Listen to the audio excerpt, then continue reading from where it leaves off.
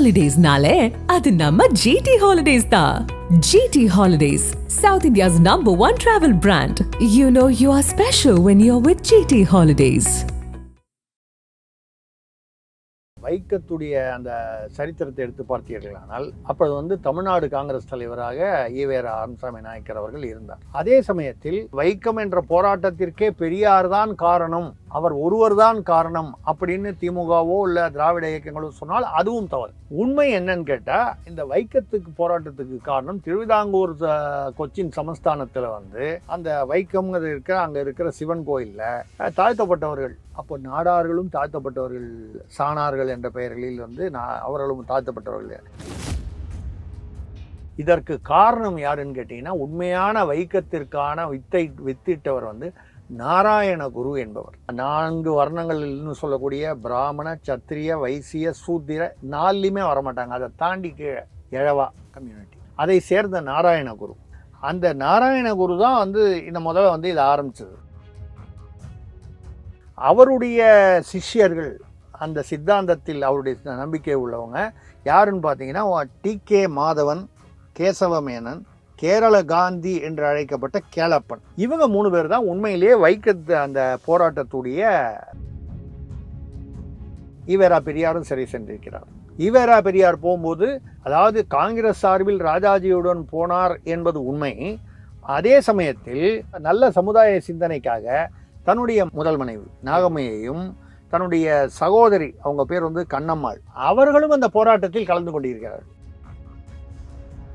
தாழ்த்தப்பட்டவர்கள் உள்ள வரணும்னு சொல்லி போராடுறது யாருன்னு கேட்டா, அந்த அமைப்பு இருக்கு பாருங்க, வைக்கம்காக போராடினதுல அந்த அமைப்புல பாத்தீங்கன்னா மேனன் இருக்காரு, நாயர் இருக்காரு, நம்பூதிரி இருக்காரு, பிள்ளை இருக்காங்க, முக்காவாசி பேர் மேல் ஜாதியினர். இந்த உயர் ஜாதியினர்லாம் அந்தந்த ஜாதியில அவங்கள ஒதுக்கி வைக்கிறாங்க.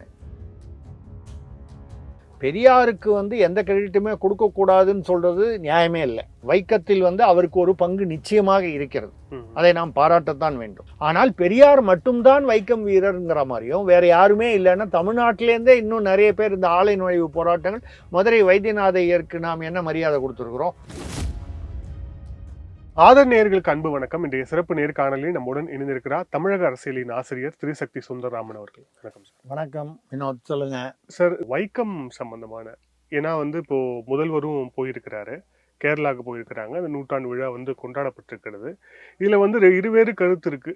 வைக்கம்லேயே பெரியார் அவர்களுடைய பங்கு இல்லை, காங்கிரஸுடைய பங்கு தான் அதிகம், காங்கிரஸ் ரெப்ரசன்ட் பண்ணி தான் பெரியார் அங்க போனாரு அப்படிங்கிற ஒரு கருத்து. இன்னொரு கருத்து இல்ல, காங்கிரஸை அந்த அழுத்தம் கொடுத்து அந்த போராட்டத்துக்கு பங்கேற்க வைத்ததே பெரியார் தலைமையிலான காங்கிரஸ் தான் அப்படின்னு ஒரு கருத்து. உங்களுடைய இரண்டுல அதாவது இரண்டையுமே முற்றிலுமாக இரண்டையும் ஒதுக்கிட முடியாது. வைக்கத்துடைய அந்த சரித்திரத்தை எடுத்து பார்த்தீர்களானால் அப்பொழுது தமிழ்நாடு காங்கிரஸ் தலைவராக ஈவேர ஆறுசாமி நாயக்கர் அவர்கள் இருந்தார்.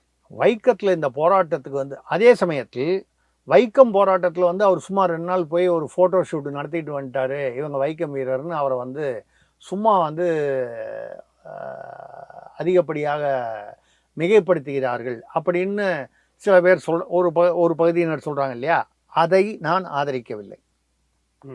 அதே சமயத்தில் வைக்கம் என்ற போராட்டத்திற்கே பெரியார் தான் காரணம், அவர் ஒருவர் தான் காரணம் அப்படின்னு திமுகவோ இல்ல திராவிட இயக்கங்களோ சொன்னால் அதுவும் தவறு. உண்மை என்னன்னு கேட்டா, இந்த வைக்கத்துக்கு போராட்டத்துக்கு காரணம் திருவிதாங்கூர் கொச்சின் சமஸ்தானத்துல அந்த வைக்கம் அங்க இருக்கிற சிவன் கோயில்ல தாழ்த்தப்பட்டவர்கள், அப்போ நாடார்களும் தாழ்த்தப்பட்டவர்கள், சாணார்கள் என்ற பெயர்களில் அவர்களும் தாழ்த்தப்பட்டவர்கள் லிஸ்ட்ல இருந்தாங்க. இவங்க யாரையுமே அந்த கோயிலுக்குள்ள மட்டும் இல்லை, கோயிலை சுற்றி உள்ள சாலைகளில் கூட அவர்கள் நடமாட முடியாத ஒரு விதிமுறை அங்கே திருவிதாங்கூரில். மூலம் திருநாள்னு ஒரு ராஜா இருந்தார் அங்கே, அப்போ அரசர் தான். அவர் இறந்த பிறகு அவருடைய மனைவி சேதுலட்சுமி பாயின்னு இருந்தாங்க. அவங்க அதாவது பாதுகாப்பாளர், குழந்தை இளவரசர் வயதுக்கு வரும் வரை ரீஜென்ட்னு சொல்லுவாங்க, கார்டியன் மாதிரி. இந்த சமயத்தில் தான் இதற்கு காரணம் யாருன்னு கேட்டீங்கன்னா, உண்மையான வைக்கத்திற்கான வித்திட்டவர் நாராயண குரு என்பவர். எழவா அப்படின்னு சொல்ற கேரளத்தை சேர்ந்த, அப்ப கேரளாவில் அது கிட்டத்தட்ட ஒரு 23% அவங்க மக்கள் தொகை, தாழ்த்தப்பட்ட கம்யூனிட்டி. அவர்கள் 4 வர்ணங்கள்னு சொல்லக்கூடிய பிராமண, சத்திரிய, வைசிய, சூத்திர 4லையுமே வரமாட்டாங்க. அதை தாண்டி கீழே எழவா கம்யூனிட்டி. அதை சேர்ந்த நாராயணகுரு. அந்த நாராயணகுரு என்பவர் ஆன்மீக ஈடுபாடு கொண்டவர், அதே சமயத்தில் புரட்சிகரமான சமுதாய சிந்தனைகள் கொண்டவர். இப்போ கூட நான் நாடக நடிகன், உங்களுக்கு மேடை நாடகத்துலலாம் நடிச்சிருக்கேன், டிவியிலலாம் நடிச்சிருக்கேன், அது சீரியல்லாம். என்னுடைய நாடக ஆசான்னு சொல்லக்கூடிய திரு குடந்தை மாலி அவர்கள் இப்போவும் 91 வயதிலும் நாடகம் போட்டு கொண்டிருக்கிறார். அவர் சமீபத்தில் போன வருஷம் போட்ட நாடகம் நாராயணகுரு. இந்த நாராயணகுரு யார், அவர் எப்படி வந்தார்னு போட்டிருக்காங்க. பார்க்க வேண்டிய நாடகம். பட் தமிழ்நாட்டில் எப்போவுமே நல்ல விஷயங்கள்லாம் அவ்வளவு சீக்கிரம் பாப்புலராக வந்துடாது. அந்த வகையில் ஆனால் சிறப்பான நாடகம். தமிழ்நாடு அரசு அதை அந்த நாராயணகுரு நாடகத்தை முதல்வர் அவர் பார்த்துட்டு அதுக்கு ஒரு அதுக்கான உண்டான பரிசையும் பாராட்டியும் கொடுத்திருக்க வேண்டும். அது எதனாலும் தெரியல. அதற்கு காரணங்கள் அந்த குழந்தை மாலி அவர் யார், அவருடைய சாதி, பின்புலம் இதெல்லாம் கூட காரணமாக இருக்கலாம், அது தெரியாது. எதுக்காக சொல்கிறேன்னா, அந்த நாராயணகுரு தான் இந்த முதல்ல இதை ஆரம்பிச்சது. 1916-17லேயே இந்த கோயில்களில் திருவிதாங்கூர் சமஸ்தானத்தில் எல்லா கோயில்லையும் தாழ்த்தப்பட்டவர்களை உள்ள விடணும்னு சொல்லி ஆரம்பிக்கிறாரு. அங்கங்கே போராடுறாரு. அவருடைய சிஷ்யர்கள், அந்த சித்தாந்தத்தில் அவருடைய நம்பிக்கை உள்ளவங்க யாருன்னு பார்த்தீங்கன்னா, டி.கே. மாதவன், கேசவமேனன், கேரள காந்தி என்று அழைக்கப்பட்ட கேளப்பன். இவங்க 3 பேர் தான் உண்மையிலேயே அந்த போராட்டத்துடைய நாராயணகுரு சிந்தனையாளர். அவருடைய சிந்தனை, அவருடைய ஆலோசனையை தான் அவங்க கேட்டுக்கிட்டாங்களே தவிர அவர் இந்த அமைப்புல இல்லை. இந்த அமைப்புல இவங்க 3 பேர் தான் இருந்தாங்க. இந்த 3 பேர் இருக்கும்பொழுது இவர்களோடு பலர் இணைந்து கொண்டார்கள். அப்படி இணைந்து கொண்டவர்களில் ஈவே ராமசாமி நாயக்கர் என்கிற ஈவேரா பெரியாரும் ஒருவர். அதுல என்ன கேள்வினா, அவர் வாலண்டியரா நான் இந்த போராட்டம் வரணும், ஏன்னா தமிழகத்துல பெரியார் அவர்கள் கோவில் நுழைவு போராட்டம் நடத்தியதாக தெரியல. அப்படி இருக்கும்போது கேரளால ஒரு கோவில் நுழைவு போராட்டம், அதுல ஒரு வாண்டடா போனாரா, இல்ல காங்கிரஸை ரெப்ரசன்ட் பண்ணி போனாரா? இல்ல, அப்ப காங்கிரஸை ரெப்ரசன்ட் பண்ணி தான் போறாரு. ஏன்னு கேட்டா, அவர் போகும்போது கூட யாரு போறானா, ராஜாஜி அவர்கள் போகிறார். ராஜாஜி ராஜகோபாலாச்சாரி. நீங்கள் வரலாற்று ஆவணங்களை எடுத்து பாருங்கள். ராஜாஜி அவர்கள் போனார். வைக்கம் போராட்டத்திற்கு முதலாக ஈவே ராமசாமி போகும்பொழுது கூடவே போனவர் ராஜகோபாலாச்சாரி என்கிற ராஜாஜி. இந்த செய்தியான பெரிய அளவுல வெளியே வரல. இல்ல, நீங்க எடுத்து பாருங்க. நான் ஆதாரம் இல்லாம பேசவே மாட்டேன். போனார். அப்ப காங்கிரஸ் சார்பாகத்தான் போனார் என்பது உண்மை. தமிழ்நாட்டில் எந்த இடத்திலும் பெரியார் கோயில் நுழைவு போராட்டம் ஹரிஜனங்களுக்காக பண்ணல, அதுவும் உண்மை. அப்போ திராவிட கழகமும் இல்ல, சுதந்திர கட்சியும் இல்ல, 1924 இந்த இது ஆரம்பம். வைக்கம் போராட்டம் மார்ச் 31 ஆரம்பம். அப்போ இவங்க நான் சொன்ன அந்த 3 பேர் இருக்காங்க இல்லையா, அவங்க எல்லாருமே அப்போ அவங்க கேரளாங்கிற மாநிலமே 1956 தான் உருவாச்சு. அப்போ அது திருவிதாங்கூர் கொச்சின் சமஸ்தானம். இன்ஃபேக்ட் அதோடைய தென்பகுதியில் சிலது தான் கன்னியாகுமரி நாகர்கோயில். அதுக்கப்புறம் தமிழ்நாட்டோட சேர்த்து விட்டாங்க. இப்போ இதில் யாரெல்லாம் இருந்திருக்காங்க அப்படின்னு பார்த்தீங்கன்னா, ஆச்சரியகரமான விஷயம் இது ஏதோ உடனே இவங்க தமிழ்நாட்டில் என்ன சொல்லிடுறாங்க, இந்த வைக்கம் அது திராவிட போராட்டம்னு கொண்டு வந்துருவாங்க. இந்த திராவிடம் அப்படியே கொண்டு அது திமுகவோட திகாவோட இணைக்கணுங்கிறதுக்காக. அதில் ஜார்ஜ் ஜோசப் என்ற கிறிஸ்தவர் இணைந்திருக்கிறார். அதுக்கப்புறம் டி.ஆர். கிருஷ்ணசாமி ஐயங்கார், அவரும் அவருடைய மனைவி ஈஸ்வரியும் அந்த போராட்டத்தில் சிறை சென்றிருக்கிறார்கள். ஈவேரா பெரியாரும் சிறை சென்றிருக்கிறார். ஈவேரா பெரியார் போகும்போது, அதாவது காங்கிரஸ் சார்பில் ராஜாஜியுடன் போனார் என்பது உண்மை. அதே சமயத்தில் அந்த நல்ல சமுதாய சிந்தனைக்காக தன்னுடைய மனைவி நாகம்மையையும், முதல் மனைவி நாகம்மையையும், தன்னுடைய சகோதரி, அவங்க பேர் கண்ணம்மாள், அவர்களும் அந்த போராட்டத்தில் கலந்து கொண்டிருக்கிறார்கள். அதனால அவர் ஏதோ காங்கிரஸ்ல அமிச்சாருன்னு நம்ம சொல்றதுனால அவர் ஏதோ அமிச்சாரு போனாங்க வந்தாரு, அவருக்கு அதுல ஈடுபாடு இல்லை அப்படின்னு நம்ம அதை விமர்சனம் பண்ண. சோ ஒரு ஃபுல் இன்வால்வ்மென்ட்டோட போயிருக்காரு. அதனால அவர் குடும்பத்தையும் அழைச்சு அவருக்கு போயிருக்காரு. அங்க எதனால ஈவேரா அங்க மொத்தம் நடந்தது கிட்டத்தட்ட 1.5 வருஷம். மார்ச் 24 கிட்டத்தட்ட 25 செப்டம்பர் 1.5 வருஷம் கிட்டத்தட்ட. இந்த 1.5 வருஷத்தில் அவர் வந்து அங்கே வந்து 1.5 வருஷம் 173 நாளோ என்னமோ போராட்டம் நடந்திருக்கு. சத்தியாகிரக போராட்டம், அமைதியான முறையில் சத்தியாகிரக போராட்டம். இதில் இவர் வந்து பெரியார் அங்கே போகும்போது என்னென்னா, பெரியாருடைய பேச்சு, அவர் நார்மலாகவே கொஞ்சம் அந்த இது என்ன வெங்காயம், அது ஒரு நக்கல் நையாண்டி, அந்த கிண்டல், அந்த அந்த நகைச்சுவையோடு பேசக்கூடிய, பளிச்சுன்னு பேசக்கூடிய ஒரு அவருக்குன்னு ஒரு ஸ்டைல் இருந்தது. அந்த ஸ்டைல் அங்கே வந்து விரும்பப்பட்டது. அதனால் நிறைய இடங்களில் அவரை பேசுகிறதுக்கு கூப்பிட்டாங்க. அவருடைய அந்த பேச்சு ஸ்டைல் ஆர் திறமை, இதை கூப்பிட்ட போது இதனால் வந்து கூட்டம் கூடுது. இப்போ திருவாங்கூர் சமஸ்தானம் வந்து அப்போ வந்து உடனே திருவாங்கூர் சமஸ்தானம் இவரை சிறையில் அடைத்தது. இவரை மட்டும் இல்லை, இவரோட நிறைய பேரை, பெரியார் மட்டும் சிறைக்கு, ராஜாஜி போல, ராஜாஜி அந்த முதல்ல போயிட்டு வந்ததோடு சரி, இவர் அதுக்கப்புறம் 2 தடவை போகிறாரு. போகும்போது அது ஏதோ அந்த பேசுகிறாரு அப்படிங்கிறதுனால இவர் பேச்சுக்கு வந்து அந்த மற்ற மேல் ஜாதியினர் வந்து இதை அப்ஜெக்ட் பண்ணுறாங்க. ஆனால் அந்த அமைப்பு இருக்குது பாருங்கள், வைக்கம்காக போராட்டினதில், அந்த அமைப்பில் பார்த்தீங்கன்னா மேனன் இருக்காரு, நாயர் இருக்காரு, நம்பூதிரி இருக்காரு, பிள்ளை இருக்காங்க. மேல் ஜாதியினர் முக்காவாசி பேர் மேல் ஜாதியினர். தாழ்த்தப்பட்டவர்கள் உள்ள வரணும்னு சொல்லி போராடுறது யாருன்னு கேட்டால் மேல் ஜாதியினர். நம்பியா, அதாவது நம்பூதிரி, ஐயங்கார், அதாவது பிராமணர்னு சொல்கிறவர், நம்பூதிரியும் பிராமணர்கள் தான்.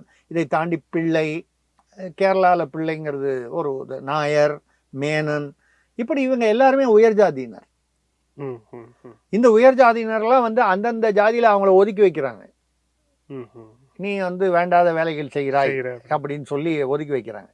அப்போ இவர் வந்து ஒரு தடவை ஜெயிலில் போடுறாங்க. இவர் வந்து கோர்ட்டில் வந்து நீ வந்து மன்னிப்பு கேளு விட்டுறேன்றாரு. இவர் வந்து முடியாதுன்னு சொல்கிறாரு.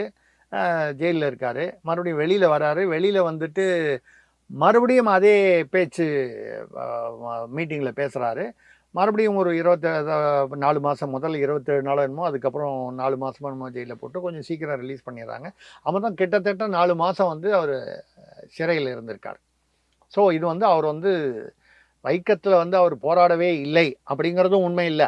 ஆனால் வைக்கத்துக்கே அவர்தான் காரணம்னு சொல்கிறதும் உண்மை இல்லை. இத்தனை பேர் காரணம். இப்போ தமிழ்நாட்டில் வந்து அந்த டிஆர் கிருஷ்ண, நான் சொல்கிற வந்து அந்த டிஆர் கிருஷ்ணசாமி ஐயங்கார், அவருடைய மனைவி ஈஸ்வரி, பாலக்காடை சேர்ந்தவர்கள். அப்போ பாலக்காடுனாலே கிட்டத்தட்ட தமிழ்நாடு தான். அது உங்களுக்கு தமிழ் பேசும் பிராமணர்கள். தமிழ்நாட்டில் யாருக்காவது தெரியுமா? இல்லை. அதுக்கப்புறம் தமிழ்நாட்டில் ஏன் வந்து அது ஒரு பெரிய கேள்விக்குறி. அப்போது டிஎன்சிசி, அது தமிழ்நாடு காங்கிரஸ் தலைவராக இருந்ததுனால 1000 ரூபாய் நன்கொடை தமிழ்நாடு இங்கே தீர்மானம் பாஸ் பண்ணி கொடுத்துருக்காரு. யார்? ஈவே ராமசாமி தலைமையிலான காங்கிரஸ் கொடுத்திருக்கிறது. அவர் தன்னுடைய பணத்தை கொடுக்கல, காங்கிரஸுடைய பணத்தில். அப்போ 1000 ரூபாங்கிறது பெரிய பணம் இந்த போராட்டத்துக்காக. அப்போ நாராயணகுரு என்ன சொல்கிறாரு, இந்த சத்தியாகிரகம்லாம் பண்ணால் அவங்க எல்லாம் சரியாக வர மாட்டாங்க. அவர் வந்து கொஞ்சம் புரட்சியான சிந்தனை உள்ளவர். தாழ்த்தப்பட்டவர்கள் வந்து அந்தந்த எங்கே வந்து அவன் வந்து கோயிலுக்குள்ளே போகக்கூடாதுன்னா அந்த செவரேறி குதிச்சு போங்க, இந்த மாதிரி சத்தியாகிரகம்லாம் பண்ணிகிட்டு இருந்தால் வேலைக்கு ஆகாதுன்னு. அவர் கொஞ்சம் என்ன சொல்கிறது, நல்ல சிந்தனை, அதே சமயத்தில் அது தடாலடியாக அந்த மாதிரி வரக்கூடியவர். அது இவங்க சொல்கிறத கேட்க மாட்டேங்கிறாங்கன்னு சொல்லி ஒரு சந்தர்ப்பத்தில் வந்து அவர் வந்து இந்த அமைப்பிலிருந்து விலகி இருக்கிறார் நாராயணகுரு. இதுக்கு வித்திட்டவரே அவர் தான். ஆனால் விலகி இருப்பதுக்கு காரணம் இவங்க சொல்கிறத கேட்க மாட்டேங்கிறாங்கன்னு. அது கருத்து வேற்றுமைன்னு எடுத்துக்கலாம். அது ஒன்றும் அதில் இதெல்லாம் தாண்டி வந்து 1936 அது ஆலய பிரவேசம் வந்து முதல்ல வந்து அந்த 3 தெருவில் நடந்து வரலான்னு ஒத்துக்கிறாங்க. கிழக்கு கோபுரத்து வாசலில் அந்த தெருவில் மட்டும் வரக்கூடாதுங்கிறாங்க. அது உயர் ஜாதியினருக்கு மட்டும்தாங்கிறாங்க. அதுக்கப்புறம் அடுத்தது ஸ்டேஜில் இன்னும் கொஞ்சம் போராட்டம்லாம் ஆனோன்னா அப்புறம் அங்கேயும் நடந்து வரலான்றாங்க. அப்புறம் கோயிலுக்குள்ளே பிரவேசம். இப்போ இதே கோயில் பிரவேசம் வந்து இந்தியாவில் வந்து 1930களில் வந்து மதுரை வைத்தியநாத ஐயர் அவர் தலைமையில் நடந்தது. அதை வந்து கூட இருந்து, ஏன்னா மகாத்மா காந்தி அவரிடம் வந்து ஆலய நுழைவு போராட்டத்தில் வந்து அதை வந்து மதுரை வைத்தியநாதரை பயன்படுத்தி கொண்டார். அங்கங்கே மதுரையில் வந்து அவர் போனது தான் வந்து பிரபலமாகி இன்னைக்கு சரித்திரத்தில் இருக்குது. அதுக்கு கிட்டத்தட்ட 7-8 வருஷத்துக்கு முன்னாலேயே அதே மதுரை வைத்தியநாத ஐயர் நாகர்கோயில், அப்போ நாகர்கோயில் வந்து திருவிதாங்கூர் சமஸ்தானத்தில் வருது, இன்னைக்கு கேரளமாக போனது. அந்த கோயிலுக்குள்ளே தாழ்த்தப்பட்டவர்களை அழைத்து கொண்டு போனார். யார்? மதுரை வைத்தியநாத ஐயர். இப்போ கேள்வி என்ன கேட்கலாம் அப்படின்னு சொன்னால், பெரியாருக்கு வந்து எந்த கிரெடிட்டுமே கொடுக்கக்கூடாதுன்னு சொல்கிறது நியாயமே இல்லை. வைக்கத்தில் வந்து அவருக்கு ஒரு பங்கு நிச்சயமாக இருக்கிறது. அதை நாம் பாராட்டத்தான் வேண்டும், போற்றத்தான் வேண்டும்.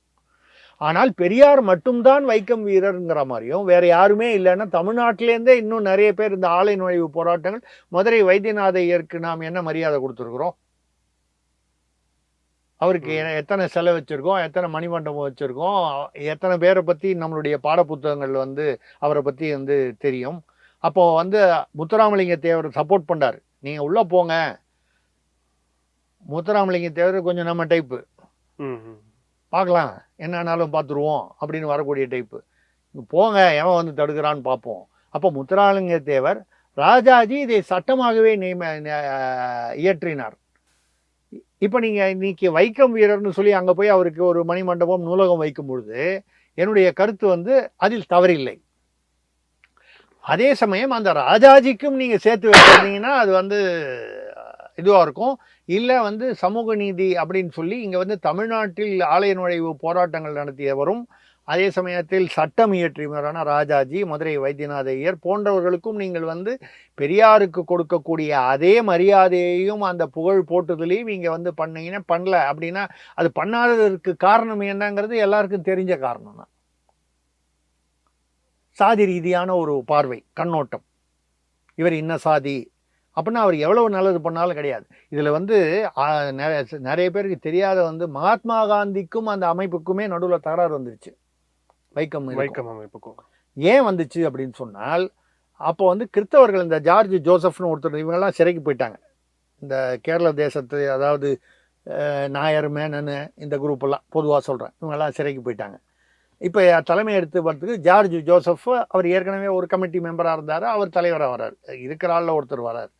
இவர் வந்த உடனே கிறிஸ்தவ இயக்கங்களை வந்து கொண்டு வந்து அவங்கள சப்போர்ட் பண்ண வைக்கிறார் தாழ்த்தப்பட்டவர்களுக்கு. அதே மாதிரி சீக்கியர்கள் வந்து என்ன பண்ணுறாங்க, நிறைய அவங்க வந்து இந்த குருத்வாரில் நிறைய சாப்பாடு போடுவாங்க ஃப்ரீயாக. இன்றைக்கும் எல்லா குருத்வாரிலும் பார்த்தீங்கன்னா இருக்கும் அவங்களுக்கு. அதில் வந்து அந்த மாதிரி வந்து அங்கங்கே திறந்து பண்ணுறாங்க. மகாத்மா காந்தி அப்ஜெக்ட் பண்ணுறார், கிறிஸ்தவர்களுக்கு இதில் என்ன வேலை, இது இந்து கோயில், கிறிஸ்தவர்கள் தலையிடக்கூடாது அப்படின்னு எதிர்க்கிறார். சீக்கியர்களுடைய அந்த குருத்வாரா மூலமாக அந்த உணவு பரிமாறதை நிறுத்த சொல்லி கட்டளை இடுகிறார். இதனால மகாத்மா காந்திக்கும் இந்த வைக்கம் அமைப்புக்குமே ஒரு நடுவில் வந்து ஒரு இடைவெளி வந்ததுன்னு சொல்லலாம். மகாத்மா காந்தி செய்தது சரியா தவறான்னு இன்னைக்கு நம்ம பேசி பிரயோஜனம் இல்லை, அன்னைக்கு உள்ள சூழ்நிலை. இந்த வைக்கம் அப்படின்னு வரும்பொழுது என்னை பொறுத்த வரைக்கும் ஒரு நியாயமான விஷயம் என்னன்னா, வைக்கம் அவர் வந்து நிச்சயமாக வைக்கத்தில் வந்து பெரியாருடைய பங்கு கணிசமான அளவில் இருந்தது. போராட்டத்தில் அவர் கலந்து கொண்டார், காங்கிரஸ் தலைவராக இருந்தபோது கலந்து கொண்டார். அதே சமயத்தில் அவர் அதை ஏன் தமிழ்நாட்டில் செய்யவில்லை, எந்த இடத்திலும் கோயில் நுழைவு போராட்டம், ஆலய நுழைவு போராட்டம் தமிழ்நாட்டில் எந்த கோயிலையுமே அவர் செய்யலை. ஒரு மதுரை வைத்தியநாதையரோ, ஆனால் அவர் இருக்கிற பீரியடில் தான் 1930களில் தான், இது 26 நடந்ததுன்னா ஒரு 10 வருஷம் பொறுத்து அது நடக்குது. இது மதுரையில் மற்ற இடங்களில் நாகர்கோயிலில் கிட்டத்தட்ட இதே டயத்தில் நடக்குது. ஏன்னா அதுவும் அந்த திருவிதாங்கூர் சமஸ்தானத்தில். ஏன் அந்த நாகர்கோயில் ஆலய நுழைவு போராட்டத்துக்கு மதுரை வைத்தியநாதருடன் பெரியார் வந்து போய் ஏன் வந்து கலந்துக்கல அப்படிங்கிற கேள்வி.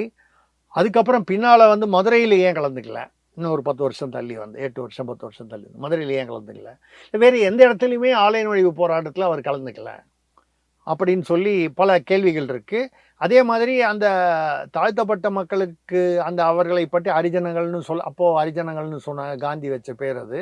அந்த பெயரில் வந்து இருந்தபொழுது சில கருத்துக்கள் அவர் வெளியிட்ட சில கருத்துக்கள் இன்றைக்கும் விமர்சனத்துக்கு உள்ளாகணும். பறச்சிகளும் பள்ளச்சிகளும் வந்து இது ஜம்பர் ஜாக்கெட் போடுறதுனால தான் துணி விலை ஏறிச்சு. அவர் வந்து சில விஷயங்களை வந்து இந்த சினிமாவில் வந்து எம்.ஆர். ராதா நடிகவேலு அவர்கள் வந்து அவர் ஒரு பாணியில் வந்து ஒரு சில விஷயங்களை சொல்வார். அது ஒரு விமர்சனமாக இருக்கும், நறுக்குன்னு இருக்கும், குத்தரா மாதிரி இருக்கும், ஆனால் ஒரு நகைச்சுவை இருக்கும். இது ஒரு பெரியாருடைய பாணி. அதே மாதிரி பாணி தான் பெரியார். நடிகவேலுக்கும் இன்னும் முன்னால் உள்ளவர்கள்லாம் அவர். அதாவது இது ஒரு அந்த டைப்பான ஒரு என்ன சொல்கிறது, பேச்சு, அந்த உணர்ச்சிகளை வெளிப்படுத்துவது, கருத்துக்களை வெளிப்படுத்துவது. அந்த வகையில் பெரியாருக்கு வைக்கத்தில் நிச்சயமாக ஒரு பங்கு இருக்கிறது. அதே சமயத்தில் அவர் மட்டும்தான் வைக்கம் போராட்டத்துக்கு தலைமை வகித்தார், பிரதானமாக இருந்தார் என்பதில் எனக்கு உடன்பாடு இல்லை. இதுதான் இப்போ உள்ள கருத்துக்கள் வந்து எல்லாமே எப்படி ஆயிடுச்சுன்னா ஒன்று இந்த எக்ஸ்ட்ரீமு இல்லைன்னா அந்த எக்ஸ்ட்ரீமுன்னு ஆயிடுச்சு. பெரியார் வைக்கத்துக்கு சம்மந்தமே இல்லைன்னு ஒரு பக்கமும், பெரியார் தான் வைக்கம்னு ஒரு பக்கமும் இருக்கு. ரெண்டுமே தவறு. இதற்கு இடைப்பட்ட பகுதியில் உண்மை உறங்குகிறது. நன்றி சார். பல்வேறு கேள்வி படிச்சிருந்தாங்க சார். தேங்க்யூ. மிக்க நன்றி. வணக்கம்.